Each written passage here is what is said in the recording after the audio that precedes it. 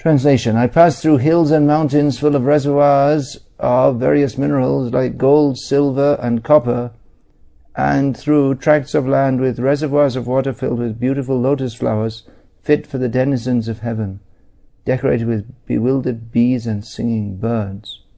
Next verse. I can hardly read that. I'll just read the translation. I then passed alone through many forests of rushes, bamboo, reeds, sharp grass, weeds, and caves, which were very difficult to go through alone. I visited deep, dark, and dangerously fearful forests, which were the play yards of snakes, owls, and jackals. Is this going on? Yeah. Purport. It is the duty of a mendicant, Parivrajaka to experience all varieties of God's creation by traveling alone through all forests, hills, towns, villages, etc., to gain faith in God and strength of mind, as well as to enlighten the inhabitants with the message of God. The sannyasi is duty-bound to take all these risks without fear, and the most typical sannyasi of the present age is Lord Chaitanya, who travelled in the same manner through the central Indian jungles, enlightening even the tigers, bears, snakes, deer, elephants, and many other jungle animals. In this age of Kali, sannyas is forbidden for ordinary men. One who changes his dress to make propaganda is a different man from the original ideal sannyasi. One should, however, take the vow to stop social intercourse completely and devote life exclusively to the service of the Lord. The change of dress is only a formality. Lord Chaitanya did not accept the name of a sannyasi, and in this age of Kali, the so-called sannyasis should not change their former names, following in the footsteps of Lord Chaitanya. In this age, devotional service of hearing and repeating the holy glories of the Lord is strongly recommended, and one who takes the vow of renunciation of family life need not imitate the Parivrajaka Acharya like Narada or Lord Chaitanya, but may sit down at some holy place and devote his whole time and energy to hear and repeatedly chant the holy scriptures left by the great Acharyas like the 6 Goswamis of Vrindavan. Om Jnana Timirandhasya Jnananjana Shalakaya Chakshurun Militam Yena Tasmai Shri Gurave Namaha Vandeham Shri Guru Shri Yatavpadakamalam Shri Gurun Vaishnavamscha Shri Rupam Sagrajatam Sahagana Raghunatan Vitam Tam Sajivam Sadvaitam Savadhutam Parijana Sahitam Krishna Chaitanya Devam Shri Radha Krishna Padan Sahagana Lalita Shri Vishakhan Vitamscha Hare Krishna, Krishna Krishna, Hare Hare, Hare Rama, Rama Rama, Hare Hare.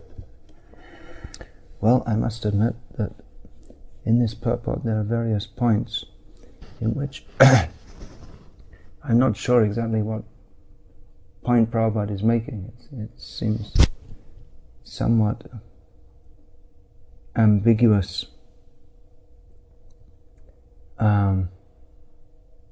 In this, Prabhupada writes, in this age of Kali, sannyas is forbidden for ordinary men. One who changes his dress to make propaganda is a different man from the original ideal sannyasi. In this age of Kali, sannyas is forbidden for ordinary men. This is stated in the verse from Brahma Vaivata Purana that was quoted by Sri Krishna Chaitanya Mahaprabhu to the Qazi, the Muslim magistrate, to convince the magistrate that according to what the Qazi called the Hindu scriptures, that cow slaughter of any kind, even in sacrifice, is forbidden in the age of Kali. Ashvamedam Kavalambhyam Sannyasa Palapaitrikam Devarena Sutotpatim Kalo Pancha Vivarjayet. 5 things are to be given up in the age of Kali, namely horse sacrifice, cow sacrifice, acceptance of sannyas, offering meat as oblations to the forefathers, and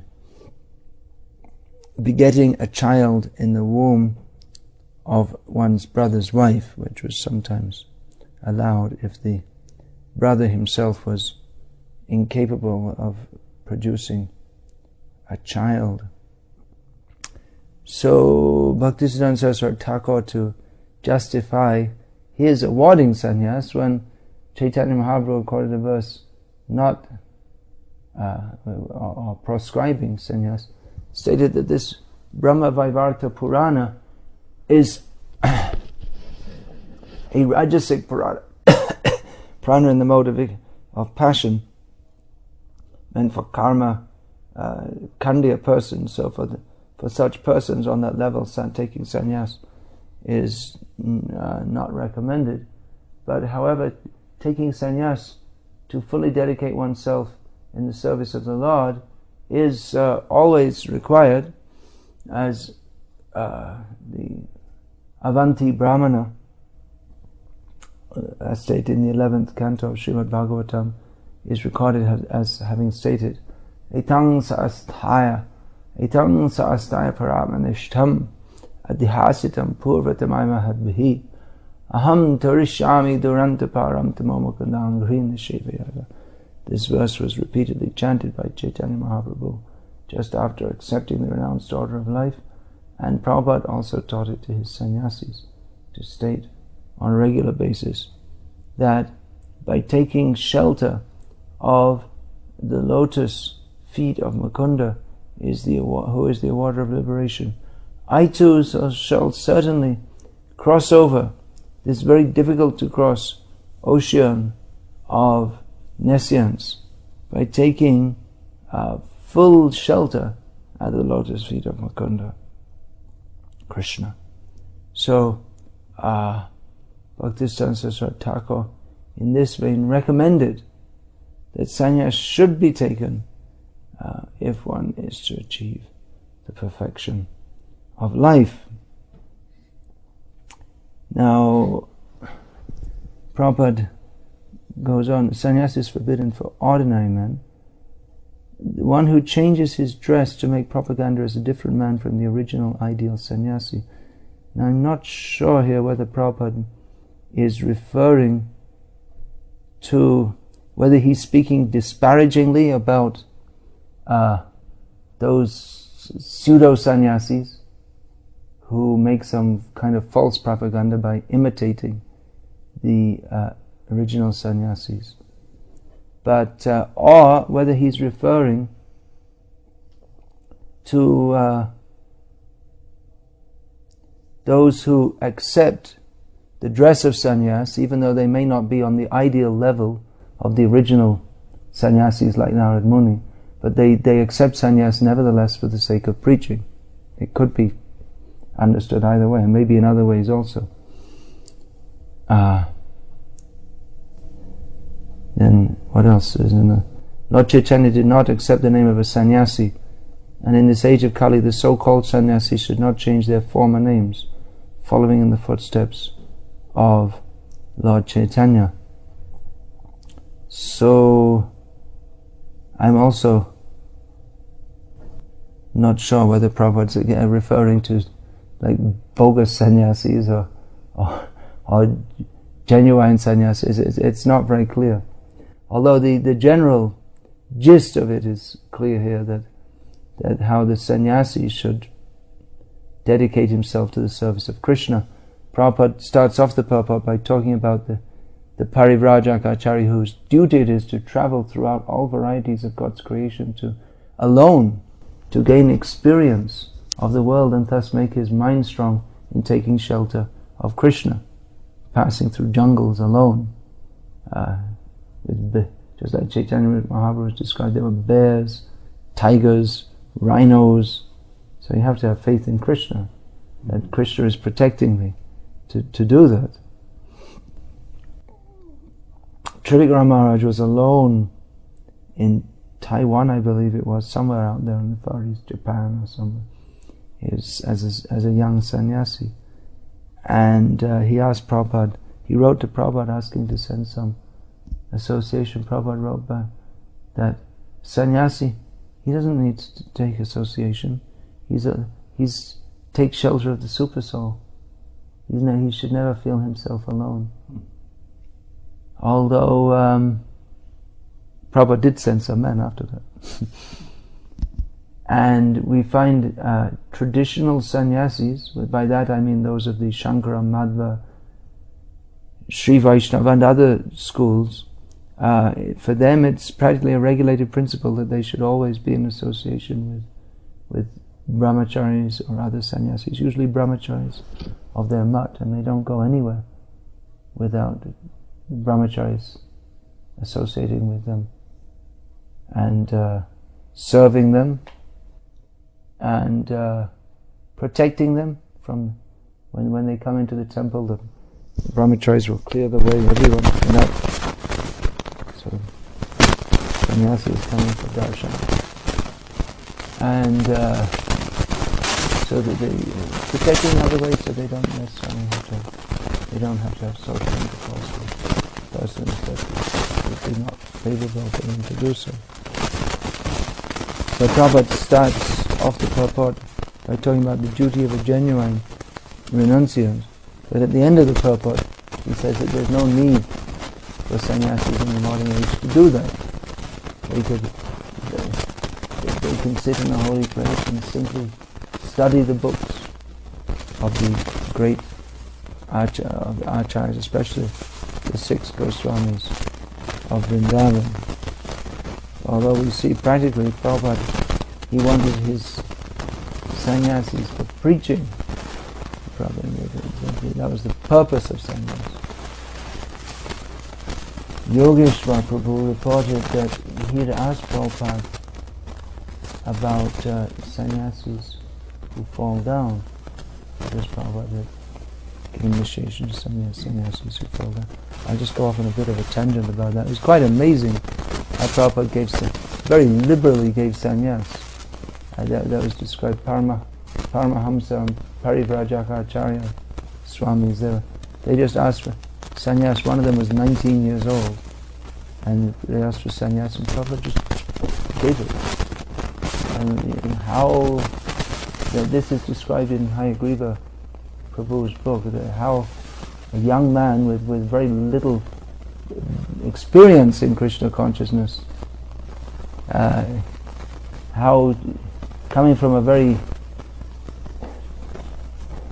sensuous kind of background, how they could be expected to maintain their vows throughout life, and they didn't maintain very long. Again, one of Prabhupada's servants, he was travelling with Prabhupada, and of course Prabhupada wouldn't stay very long in any place, but it was long enough for him to make trysts with the local brahmacharis, and he was falling down wherever he went.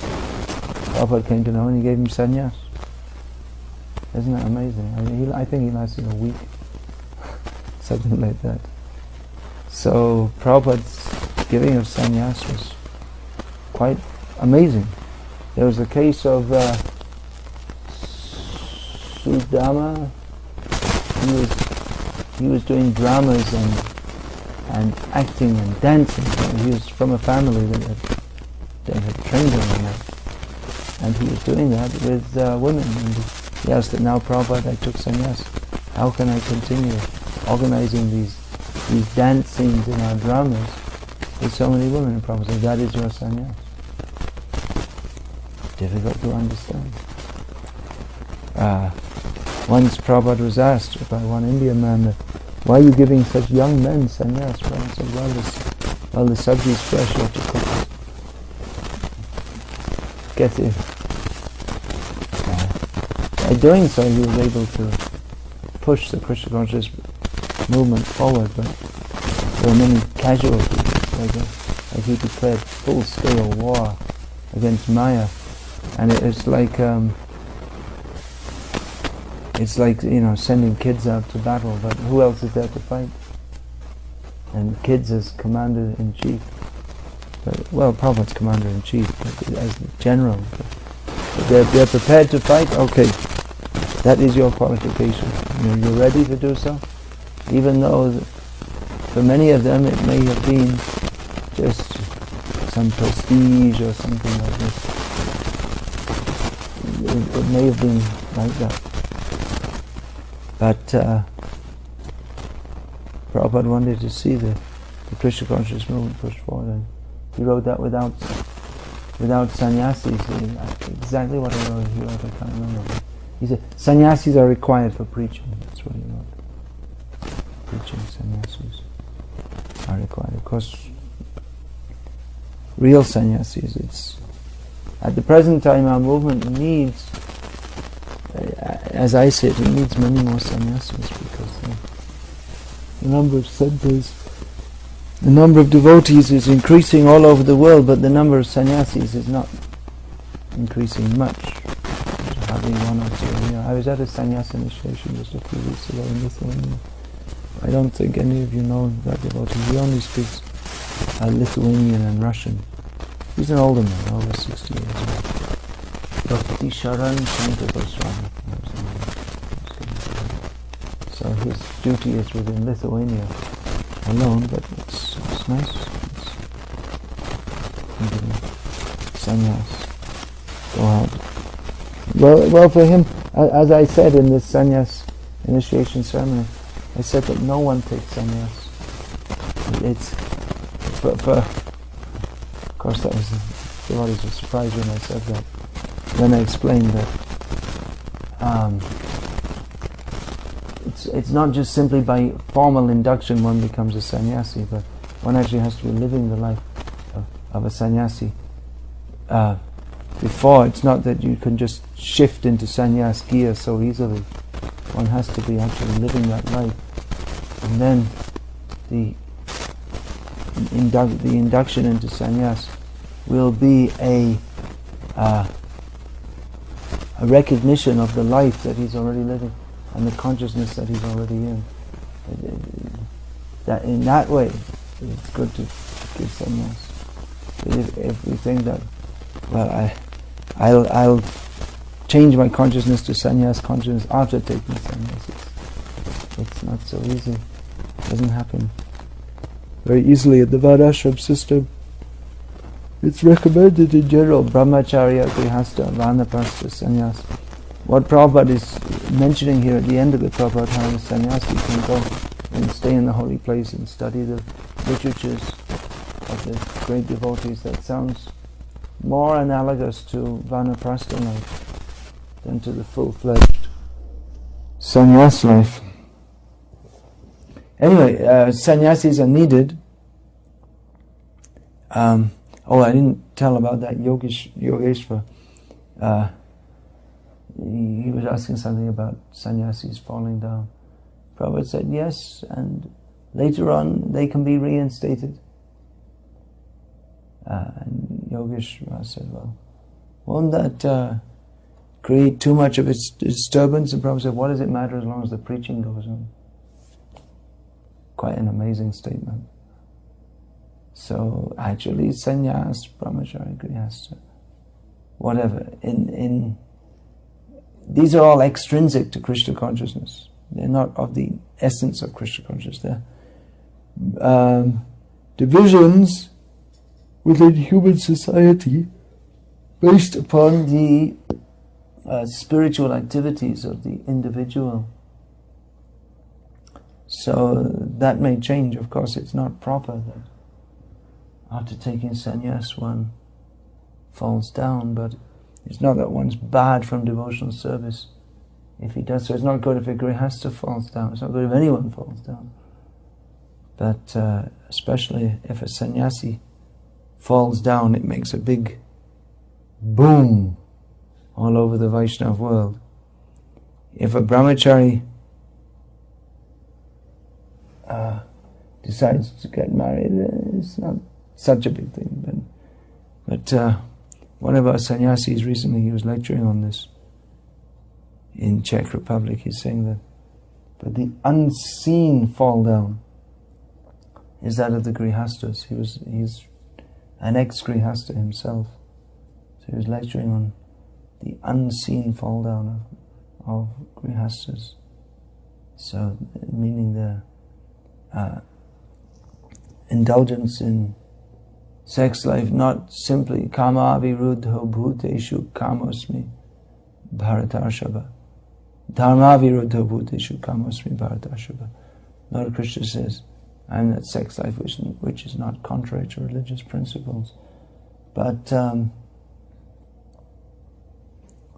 according to our ex-householder sannyasi,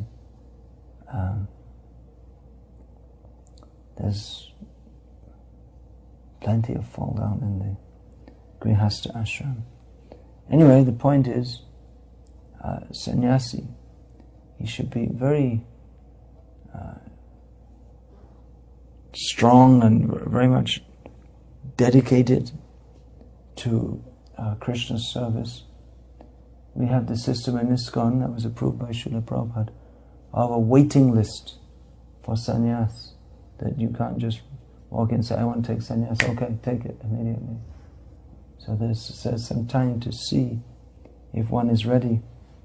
And I don't know about now, when they made the age for taking sannyas much later, but previously it was that many, if not most, were put on the sannyas list, whether it's 2-year list or 5-year list or whatever. They didn't eventually take sannyas. Many of them got married at that point, actually, when they put on the sannyas list, because they were faced with the, really? You really want to be a sannyasi? You're ready for that? And they made them really look at themselves and think, well, maybe I'm not ready for that. Maybe I should get married. One devotee, Pragosh Prabhu, our godbrother Pragosh, not present GBC member, he was told that without his knowledge, as when he was a brahmachari, without his knowledge, he'd been put on the sannyas list, and he told his GBC that, no, I'm not ready for this. I want to get married, he told me. I don't want to take sannyas. I'm not ready for that. So he's a very wonderful devotee, one of the very effulgent and effervescent, bubbling over with Krishna consciousness, one of the best book distributors in our movement in terms of number distributed, and the way he distributes, you could say, is quality distribution, or say preaches to people. He's quite an amazing preacher, very, very bubbling with Krishna consciousness, but he told it, it's not for me. It's not such an easy thing. So actually our movement needs many more sannyasis to go around the different centers and encourage and enliven the devotees. But a rubber stamp doesn't make anyone into a sannyasi, that one actually has to be prepared for that. And the Grihastha, he should prepare himself for that also. That in due course of time, I should renounce the home, even if it may be, in many cases, this is also approved by Srila Prabhupada, at least he's quoting from Bhaktivinoda Thakur on this point, that when the years are going on and one has fulfilled one's material responsibilities, then he should retire, and may do so with his wife. That Bhaktivinoda Thakur recommended that the best position for older householders is vanaprastha rather than sannyas, and they can live with their wife, as Prabhupada suggests here, in a holy place and continuously chant the holy names of the Lord and hear about the holy names of the Lord. So this is more akin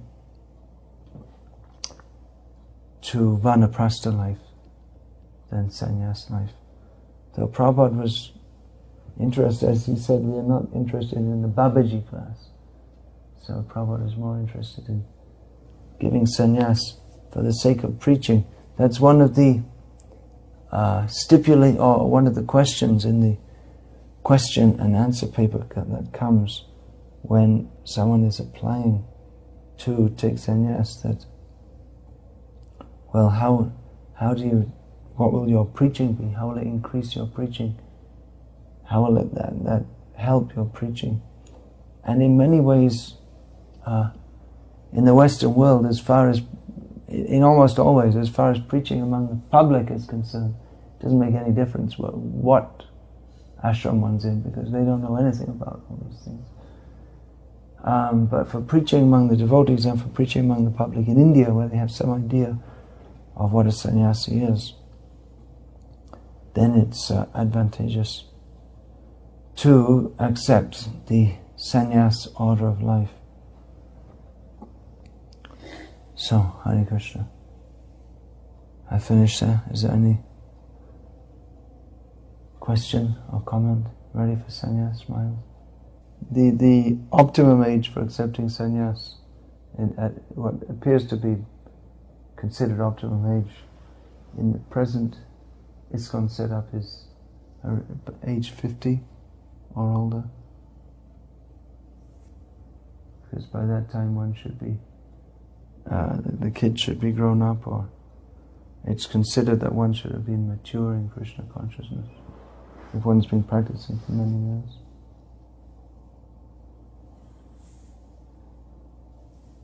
I'd like to see quite a few more younger men being given sannyas, to see if they're good and they're strong. They can do a lot of work.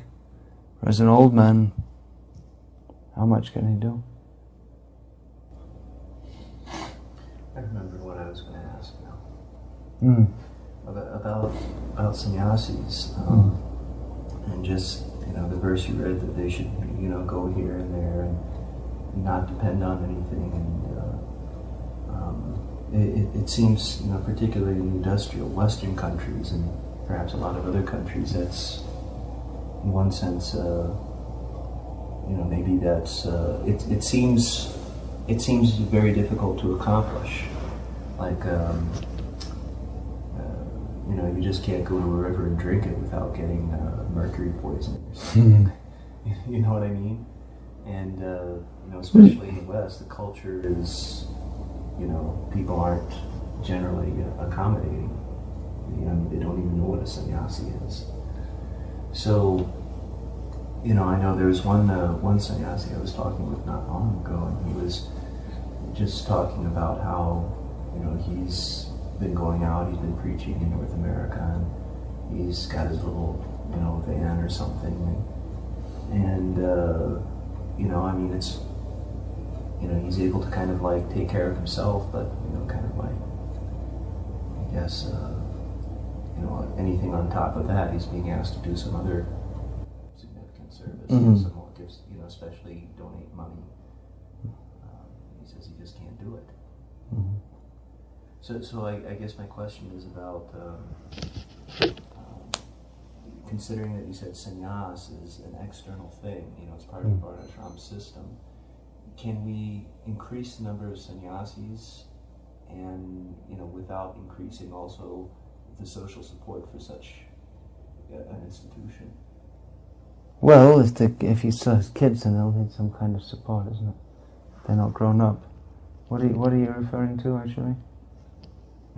If he still has children who are not grown up, that's not recommended, though, in general. No, I was actually referring to being hit with having to donate toward the Gurukul abuse case. Oh, so where does this question fit in? Well, the question was at the end, really. I was just kind of like mentioning can we, considering that sannyas is a part of the society, it's a part of any society, can we reasonably increase the number of sannyasis without also simultaneously increasing the society that goes with it? Well, there's no harm if we increase the society that goes with it. Right, but I'm just saying, can we do it without increasing the society that goes with it? I mean, isn't it something that... Well, the point that I see is that there's not much training for accepting that or encouragement to do so. And if that was there, then maybe some good, capable men, they could make that move. It's not 100% required, but it would, just like myself, I'm invited to go to far more places that I could possibly visit.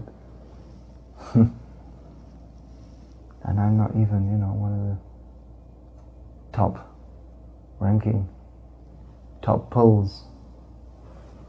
So, I mean, for example, it's like this place. It's it's very, it's just very kind of you to come and visit us here.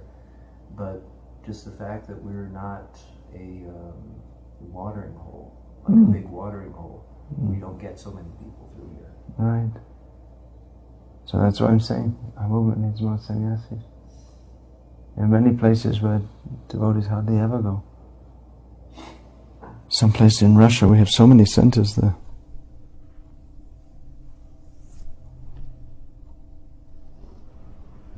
It seems like they're making it more difficult in ISKCON for anybody to take sannyas. They are, yeah, because of all the sannyas fall downs, I suppose. Kind of like the ISKCON equivalent of Enron. What does that mean? Enron was a collapsed company? Yeah, it was a big energy company. It was so big that its collapse, forced debate and inquiries in the National Senate, Congress here. They changed the whole law because of that company. They have a new act. Oh, I see. That's what you mean. They changed the law because of that. Yeah. More restrictive, more restrictions necessarily. I mean, it's harder to do business. And of course, restrictions on business means that that's a restriction on the economy. The love and trust isn't there anymore. Manivdar Prabhu was telling me that he met a man in his home, Swedish man, and he was an old man. He said he'd been practicing as a lawyer all his life, or was it a land estate agent or something. He said when he started that they'd make a deal and the two men would shake their hands, and that was when they shook hands, that means the deal was closed, and there was no need of any paperwork because they both agreed and that was it. They shook hands. But nowadays, if you don't bring in a lawyer and have paperwork, which much increases the price, then definitely the one person is going to cheat the other. They can't imagine doing any land deal without a lawyer. That's a bit off the subject, but as you brought up that point, that no one can trust anyone. And the consequences, it's just, it is an impediment. Whatever. The culture that we're coming from. Yeah, the culture we're coming from, and the consequence. Yeah, it's that we come from an irresponsible culture. Culture of irresponsibility would be more accurate. So and whimsical, people don't care, so they can just give up. They can just give up their marriage. They can just give up their initiation vows. They can just give up sannyas just like this. Do you see any difference between, say, the generation of the Summer of Love and like subsequent generations? Not that much tuned into the West, so it's difficult for me to say. I can see a difference in the young generation in India now and the previous generation.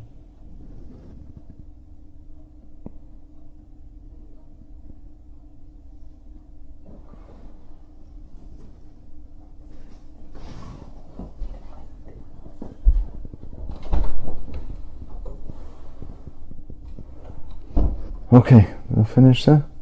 Is that alright? Hare Krishna. All glories to Srila Prabhupada.